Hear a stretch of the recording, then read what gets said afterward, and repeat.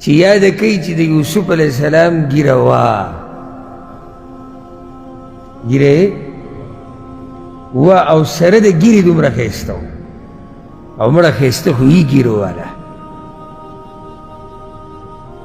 نو زمونږ خو دا ریکارډ پروت دی الحمدلله چې زمونږ و یو ګیرې واله ښځو ورته کتلي وو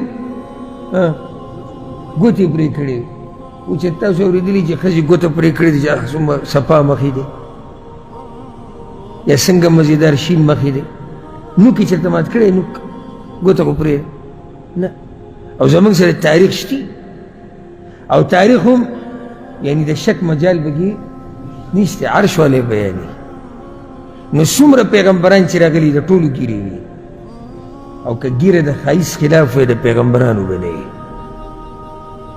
خو ګیره ښایست دی. او ګوره دا کومو مسلمانانو چې دا ګیرې وړې کړي دي یا یې خریلي دي والله چې دوی مني چې ګیره ښایست دی.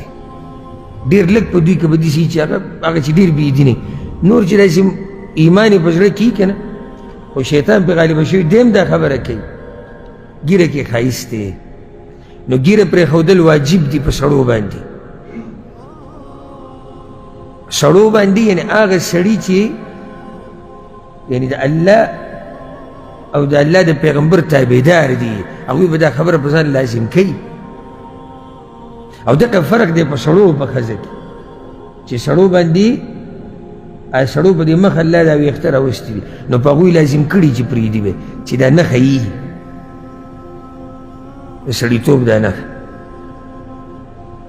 نو ښځه یې داسې پیدا کړې چې د هغې ګیره نه وي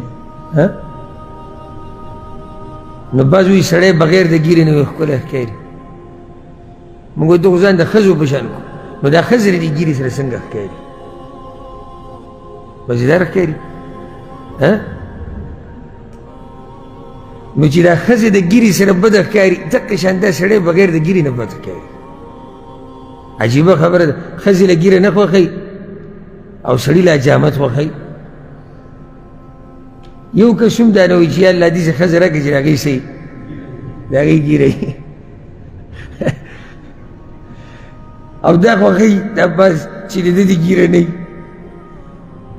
نو دا د ښځو خپل دغه دی چې د هغوی ګیره نشته او مزه پورې هم کوي مخې پوسي نرمي صفایي